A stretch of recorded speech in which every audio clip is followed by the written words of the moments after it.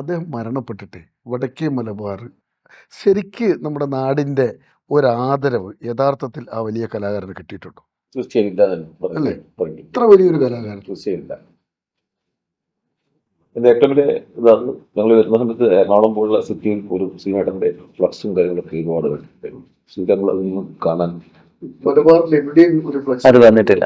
അക്ഷരം നടക്കുകയും അതെ അതെ അതെ കലാകാരനെ പകരം സ്വീകരിക്കാനുള്ള മനസ്സ് എന്തുകൊണ്ട് നമുക്കില്ലാതായി? അറിയില്ല.